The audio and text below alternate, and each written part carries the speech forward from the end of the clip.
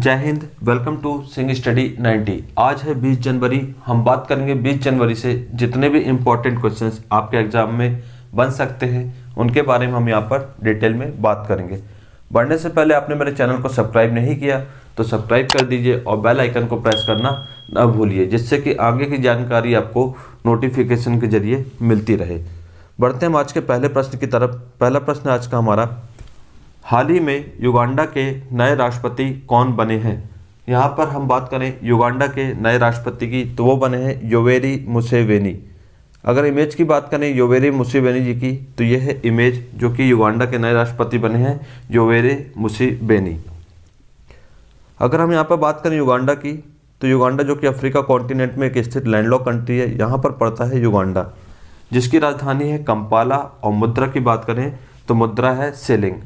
Africa से हम थोड़ा सा डिटेल में बात करें अफ्रीका की कुछ, तो अफ्रीका जैसा कि जनसंख्या और क्षेत्रफल की दृष्टि से दूसरा सबसे बड़ा महाद्वीप है।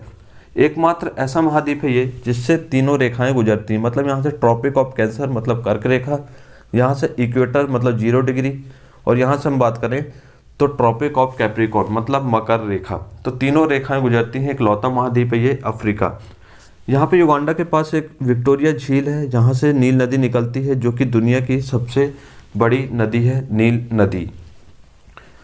अगर हम यहाँ पे कुछ और इम्पोर्टेंट पॉइंट की बात करें, जैसा कि यहाँ पे है लिम्पोपो नदी जो कि मकर रेखा को 2 बार काटती है। तो मकर रेखा को 2 बार काटने वाली जो नदी है वो है लिम्पोपो।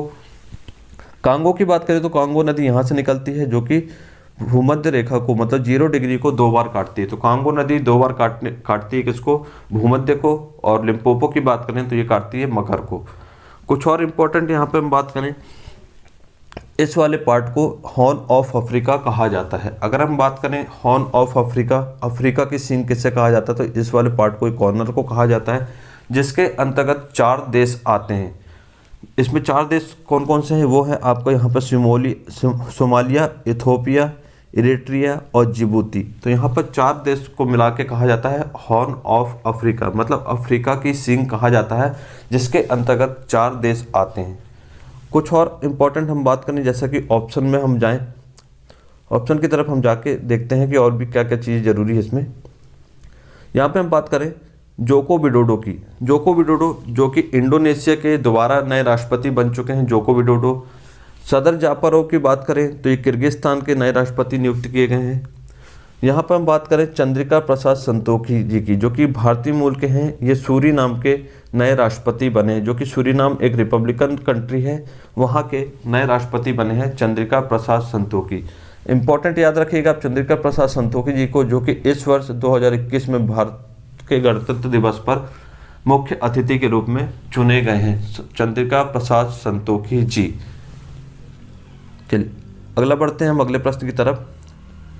अगला प्रश्न हमारा, हाल ही में रिलायंस इंडस्ट्रीज लिमिटेड को पीछे छोड़कर कौन सी कंपनी मार्केट कैपिटलाइजेशन के लिहाज से भारत की सबसे बड़ी कंपनी बन गई है। यहाँ पे हम बात करें कि रिलायंस इंडस्ट्रीज को वो कौन सी कंपनी है जिसने पीछे छोड़ दिया है, तो वो है टाटा कंसल्टेंसी सर्विसेज मतलब TCS। यहाँ पे हम TCS की बात करें तो इसे इस्टेब्लिश किया गया था 1968 में।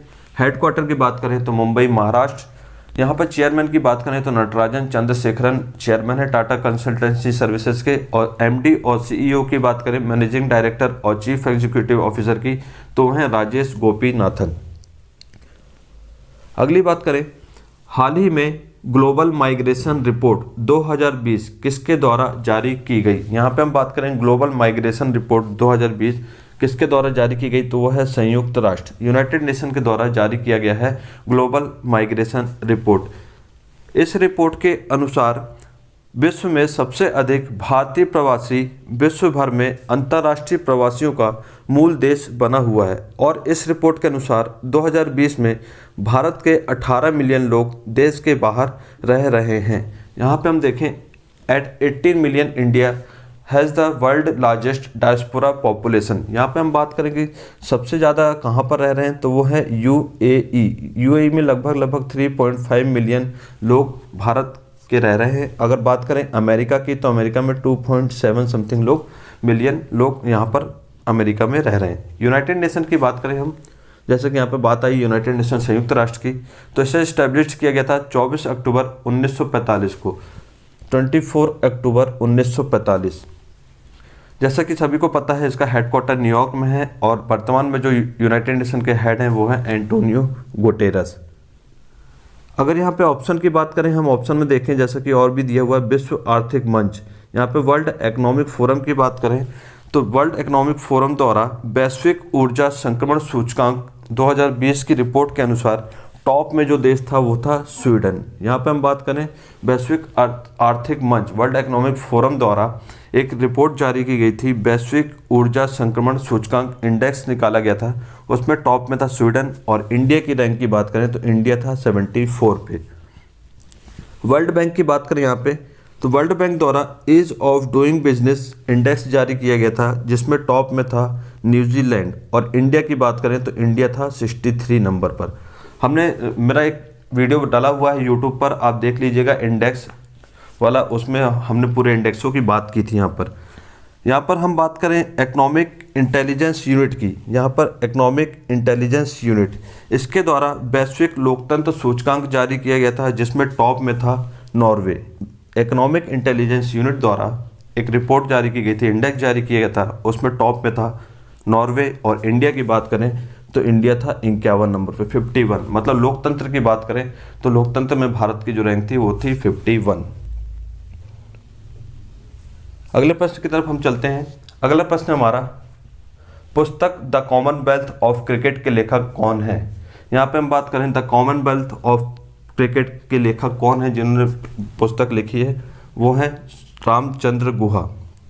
इमेज की बात करें तो ये हैं रामचंद्र गुहा जी जिन्होंने द कॉमनवेल्थ ऑफ क्रिकेट पुस्तक लिखी है, जो कि प्रसिद्ध इतिहासकार हैं ये रामचंद्र गुहा जी। अगले प्रश्न की तरफ हम चलते हैं। अगला प्रश्न हमारा देश में पहला पराक्रम दिवस कब मनाया जाएगा। देश में पहला पराक्रम दिवस कब मनाया जाएगा, तो वो मनाया जाएगा 23 जनवरी को, मतलब 23 जनवरी को मनाया जाएगा पराक्रम दिवस। जैसा कि आप देख रहे हैं पराक्रम दिवस महान स्वतंत्रता सेनानी जो कि सुभाष चंद्र बोस जी, संस्कृति मंत्रालय ने घोषणा की है नेताजी सुभाष चंद्र बोस की जयंती पर प्रतिवर्ष 23 जनवरी को पराक्रम दिवस के रूप में मनाया जाएगा। जैसे कि नेताजी सुभाष चंद्र बोस की इस वर्ष 125वीं जयंती पर पहला पराक्रम दिवस 23 जनवरी 2021 को मनाया जाएगा। अतुल्य योगदान और राष्ट्र के प्रति निस्वार्थ सेवा की याद में अब मनाया जाएगा पराक्रम दिवस हर वर्ष। अगले प्रश्न की तरफ हम चलें। अगला प्रश्न हमारा हाल ही में WHO कार्यकारी बोर्ड के 148वें सत्र के अध्यक्ष कौन बने हैं। यहाँ पे हम बात करें WHO के कार्यकारी बोर्ड के जो 48वां 148 जो होगा वो कहाँ पर होगा, तो उसकी हम बात करें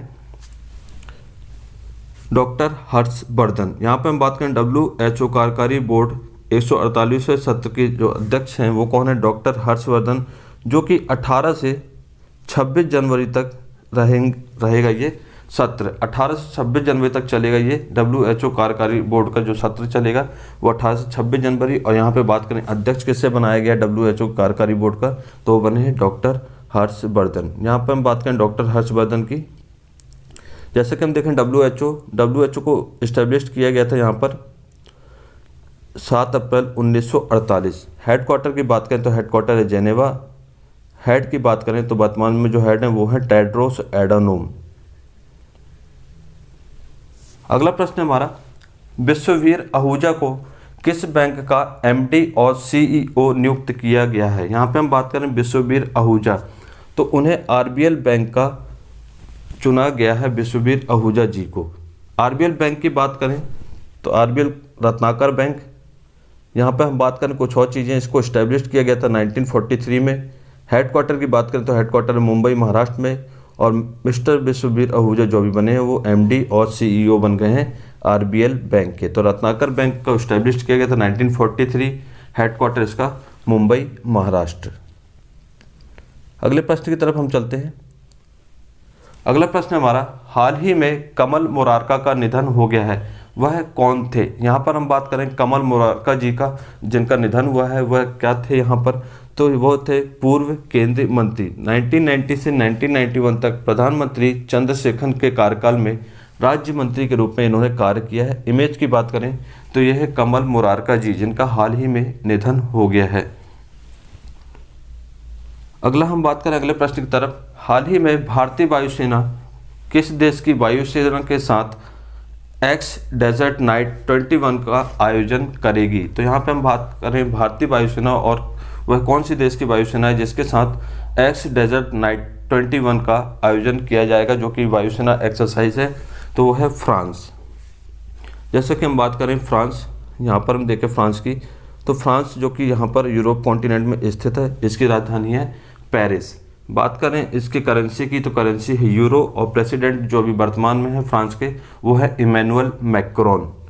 इंडिया और फ्रांस की बात करें तो आपने एक एक्सरसाइज तो अभी देख ही ली कि जिसका नाम है डेजर्ट, दूसरी होती है गरुड़ एक्सरसाइज और वरुण एक्सरसाइज और शक्ति एक्सरसाइज। ये तीनों भारत और फ्रांस के बीच में आयोजित की जाती है एक्सरसाइज, और चौथी जो है वो है अभी, जिसका नाम है एक्स डेजर्ट नाइट 21।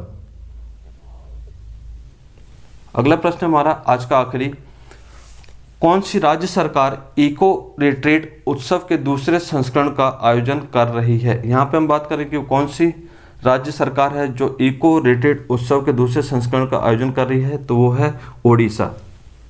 ओडिशा जो है वो रिट्रीट उत्सव का दूसरे संस्करण का आयोजन कर रही है, ओडिशा गवर्नमेंट। यहाँ पर हम बात करें ओडिशा से, ओडिशा की जैसे राजधानी भुवनेश्वर, सीएम की बात करें अभी वर्तमान में कौन है तो वह है नवीन पटनायक जी।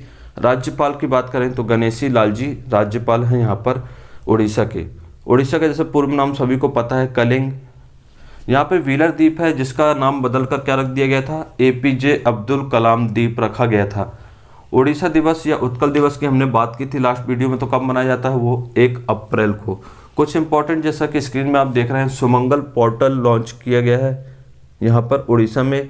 गरिमा नामक नई योजना की शुरुआत की गई है उड़ीसा में। सतकोशिया टाइगर रिजर्व भी उड़ीसा में है। सिंपली पाल नेशनल पार्क और गाहिर मठ वाइल्ड लाइफ सेंचुरी भी उड़ीसा में। चिल्का झील की बात करें तो उड़ीसा में। यहाँ पे हम और बात करें करंट से जुड़ा हुआ उड़ीसा में, तो मिशन 0F शुरू किया गया था उड़ीसा में, जिसके तहत किसी को भी फेल नहीं किया जा सकता। और भी इम्पोर्टेंट कुछ यहाँ पर है जैसे कि कोठागढ़ वाइल्ड लाइफ सेंचुरी है, Nalban wildlife sanctuary, Debrigarh wildlife sanctuary, Bhitarkanika national park है, नंदनकानन चिड़ियाघर। अर्बन गवर्नेंस इंडेक्स में उड़ीसा अभी टॉप में था रिसेंटली। अर्बन गवर्नेंस ने एक रिपोर्ट जारी की थी, उसमें टॉप में जो था वो कौन था, उड़ीसा राज्य था। यहाँ पर हम और देखें उड़ीसा की बात करें, कुछ और भी चीज़ें फैक्ट हैं जैसे कि लिंगराज मंदिर, कोणार्क मंदिर, जगन्नाथ मंदिर भी उड़ीसा में स्थित है। इंपॉर्टेंट एक पॉइंट बहुत अच्छा था इसमें कि जो यहाँ पर एक गांव है, 2 गांव थे, वेंकट ट्रायपुर और न्यूली शाही। इन दोनों गांव को सुनामी रेडी डिक्लेयर किया गया था यूनेस्को के द्वारा। तो ये था आज के हमारे कुछ मोस्ट इंपॉर्टेंट क्वेश्चंस जो कि करंट अफेयर्स से रिलेटेड थे, जो कि आपके एग्जाम में आने की संभावना इनकी। चैनल को सब्सक्राइब करना ना भूलिए, वीडियो अच्छा लगे तो शेयर करिए। जय हिंद, जय भारत।